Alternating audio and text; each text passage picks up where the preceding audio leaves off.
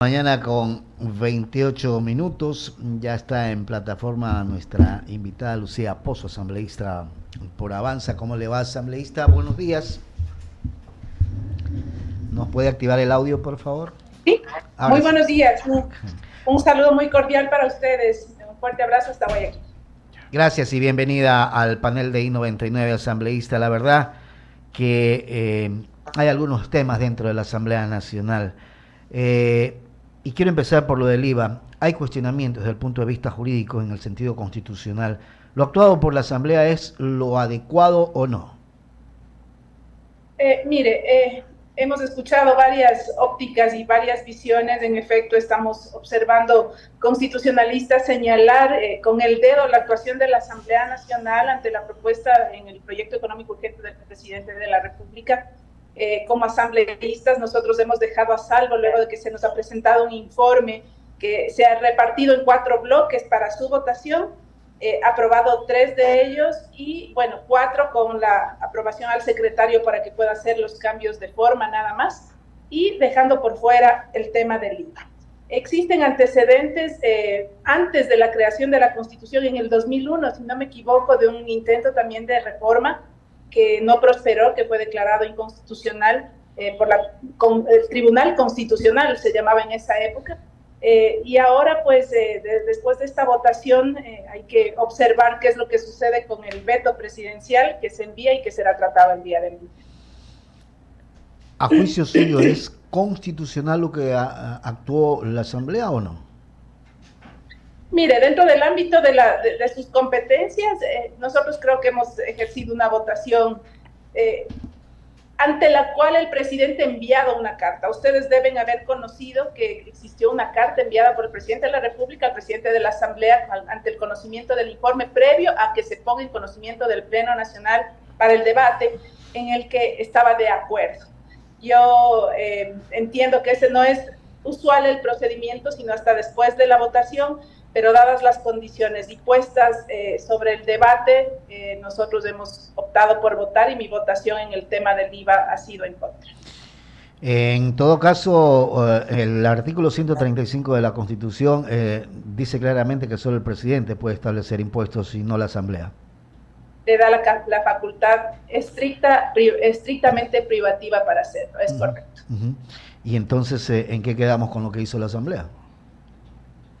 Bueno, la Asamblea está tratando un proyecto económico urgente al que el presidente se ha ganado antes de que se ponga en conocimiento del Pleno. Y creo que ese será el argumento que se utilizará. Yo le tengo que decir a usted que mi posición siempre fue la de que por supuesto que necesitamos recursos, por supuesto que se le ha dado esas herramientas. Me preocupa en alto grado y más allá de que yo he defendido esa necesidad del Estado de tener recursos para afrontar la guerra, de tener recursos para afrontar los diversos problemas producto de las inmensas responsabilidades de gobiernos pasados.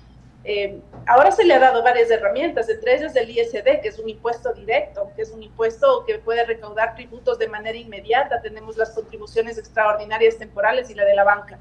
Y un impuesto adicional, y además con el contexto que tenemos, créame que resulta un poco complicado, ¿no? Pensar que puede pasar. Lo otro es esta ley de extinción de dominio. ¿Cuál es el ambiente dentro de la Asamblea? Porque hay que insistir en el tema, parecería, en este país, a ver si de algo o de alguna otra manera se logra recuperar algo. Es complicado y permítanme decirle, yo estoy realmente muy preocupada porque entiendo que en el tratamiento de la comisión se han omitido cosas absolutamente importantes para darle trascendencia a esta reforma, la ley de extinción de dominio. Entiendo, todavía no tengo el documento a la mano, pero entiendo que se ha eliminado, por ejemplo, del texto del proyecto el hecho de que los actos de corrupción puedan ser susceptibles para la aplicabilidad de la ley de extinción de dominio y solo se dejan los temas ligados al narcotráfico luego de una sentencia ejecutoriada. Entonces, créanme que a mí particularmente eso me disgustaría mucho. Yo estoy respaldando y creo que necesitamos una herramienta fuerte, radical, decidida para poder cobrar lo robado, devolver, monetizar lo robado a los ecuatorianos. Pero quedaría en una ley sin sentido si pretenden quitar lo medular. Los de terno y los que han estado en puestos del Estado, en ministerios, en instituciones públicas, en empresas públicas, existen y ha sido evidente que han habido desfalcos multimillonarios al Estado y no pueden quedar exentos de la aplicación de una ley. Entonces, hay que hacer la revisión. Hoy día la vamos a hacer luego de que tengamos el tratamiento. Hemos tenido temas IVA, TLC. Ahora vamos a tratar el tema de la ley de extinción de dominio y eso realmente deja mucho que desear. Vamos a ver cómo aborda este tratamiento y este informe en el Pleno de la Asamblea. Hay gente que se opone al tema de la ley de extinción de dominio en la parte concisa, en la parte profunda que hay que establecerla. Y eso significaría ser enemigos del pueblo ecuatoriano, del Estado. No, jamás podemos oponernos, tenemos que respaldar una ley, pero que no sea un circo de ley, pues tiene que ser una ley fuerte, una ley radical, una ley ejecutable. No vamos a hacer como se aprobó la deportación, y permítame hacer la analogía, se aprueba una deportación que es imposible deportar, que le dice después de que cumple una pena de 5 años, cuando salga, regrese en 15 días, por favor, a la audiencia para deportarle. ¿Cuándo? ¿Sabe cuántas deportaciones existieron? 0, porque nadie regresa. Entonces no podemos constituir de eso una ley de extinción de dominio que es absolutamente necesaria, pero una ley que sea ejecutable. Se está abordando desde distintos aspectos. Hay una aprobada, hay reformas en la Comisión de Justicia propuestas por la señora Fiscal General del Estado. El presidente la contempló para el referéndum. Hoy tenemos un económico urgente. Entonces, que todo esto no sea solamente una fachada de algo que es absolutamente necesario. Vamos por una ley de extinción de dominio fuerte, ejecutable y que haga que los ecuatorianos recuperen sus dineros. Dejar a un lado los intereses políticos para favorecer a los intereses de los ecuatorianos. En ese sentido, hay que establecer esa normativa de la ley de extinción de dominio. Por supuesto que sí, yo creo que estamos ante un reto histórico. Necesitamos refundar, volver a darle sostenibilidad, cimientos a las bases de una constitucionalidad dinamitada a todo nivel. Es realmente triste lo que vivimos como país, y en un gobierno y en una asamblea de transición tenemos que dar pasos con pies de plomo, no podemos equivocarnos. Creo que el gobierno, dentro de las medidas que ha tomado, está intentando hacer las cosas bien. Creo que la asamblea también, salvo ciertos casos impresentables, estamos haciendo un trabajo que le permita al presidente de una u otra manera tener gobernabilidad, dejando un poco los intereses políticos, partidistas, y ojalá esa conducta se mantenga en este año electoral, que es lo más complicado ante la inmadurez política grave, gravísima que todavía tenemos. Sin duda. Enrique San Martín continúa con la entrevista asambleísta. Muchísimas gracias. A usted. Gracias, Javier. Asambleísta, sí, lo escuchaba la entrevista con mi compañero Javier Segarra. Entiendo que también no prescribirán los actos o estos hechos irregulares por 80 años.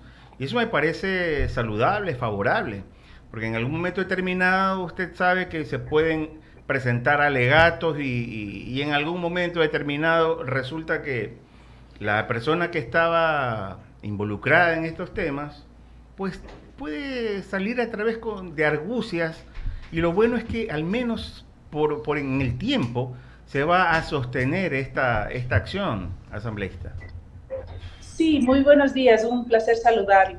En efecto, yo también creo que es saludable en un estado serio, en un estado en donde no tengamos una justicia que está muy comprometida con el narcotráfico, y lo hemos podido lastimosamente evidenciar en ciertos niveles a través del caso Metástasis. Esto debería ser imprescriptible. El problema es que no tenemos una justicia sólida, tenemos que solventar muchos problemas todavía a ese nivel. Tenemos que hacer una depuración que no va a durar 3 meses ni lo que resta del tiempo para este gobierno de transición. Como yo le decía, los retos son inmensos. Créame que yo habría luchado. Yo soy de una línea radical. Yo creo que no podemos curar con pañitos tibios la infección terrible que vive el Ecuador. Para esto hay que tomar decisiones, y decisiones fuertes, que a muchos no les gustarán, que muchos considerarán que no son las más populares, que no son las mejores en un año electoral en el que me quiero reelegir. No.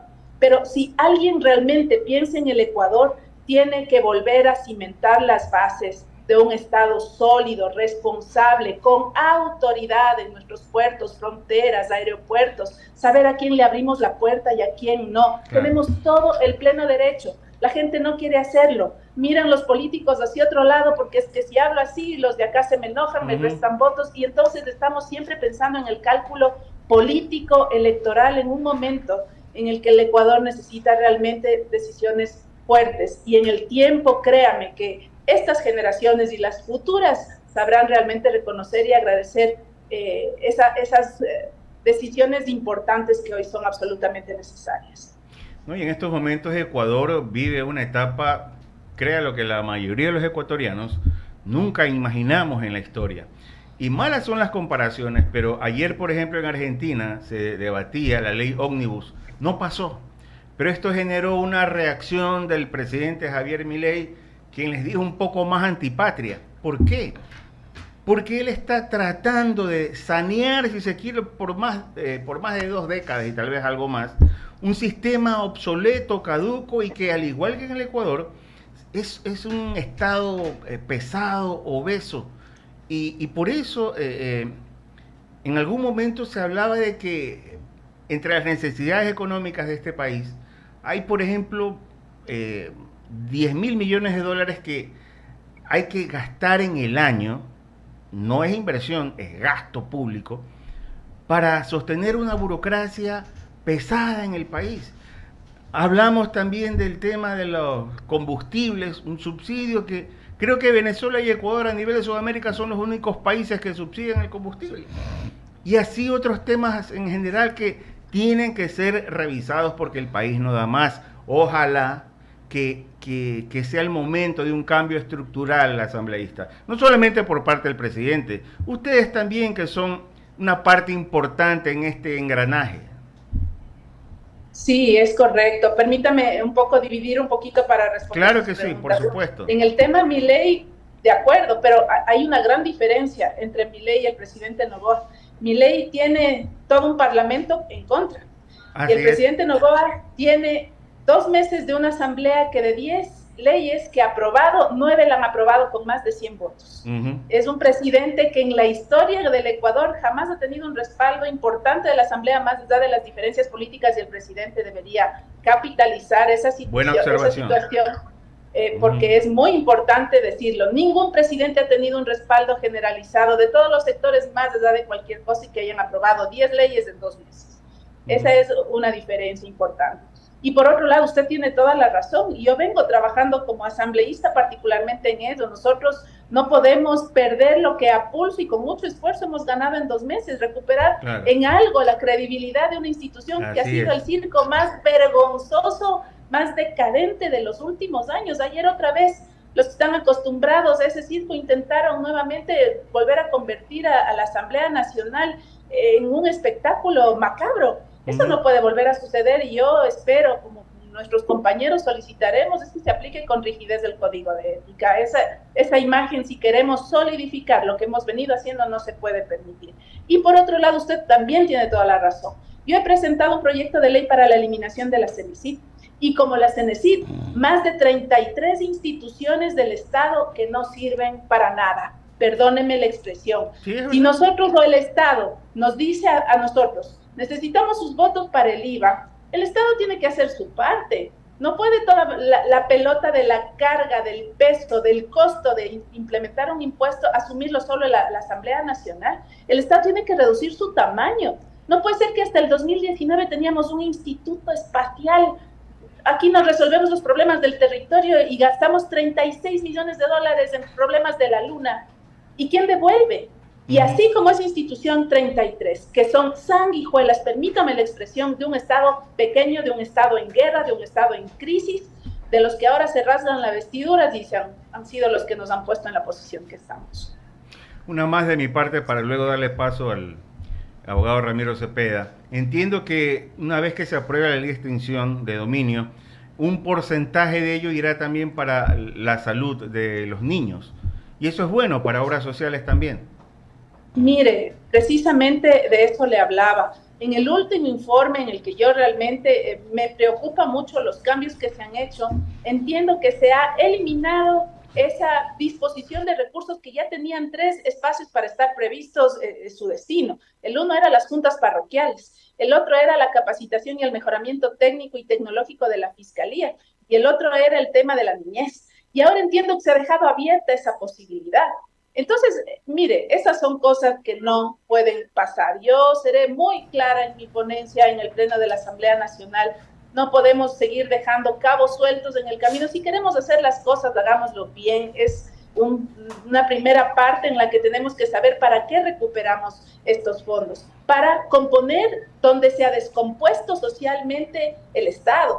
Nosotros necesitamos hoy como país poner las mejores escuelas en los lugares más peligrosos, los mejores centros de estudios, los mejores talleres de arte, música, teatro, en las zonas donde existen niños con inmensas carencias. Es la única manera en la que vamos a recuperar una generación que ve la violencia totalmente naturalizada.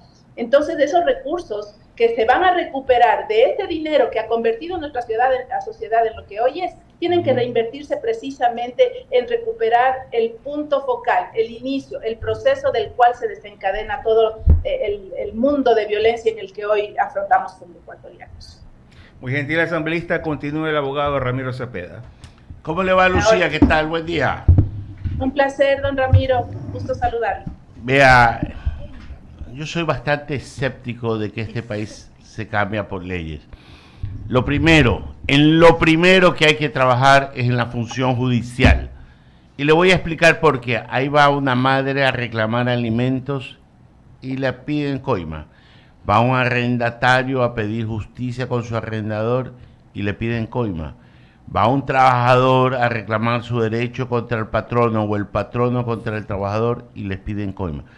Todo está corrupto y hay gente incapaz en su gran mayoría que tienen el verbo cuánto hay en el camino y no la justicia que debo de dar. ¿No le parece que hay que tomar en serio ya este tema? Porque tener una justicia imparcial le sirve a usted, me sirve a mí, le sirve al presidente. Claro, no le sirve al delincuente ni al tramposo, pero los delincuentes y tramposos todavía son menos en este país, que estamos esperando que sean más.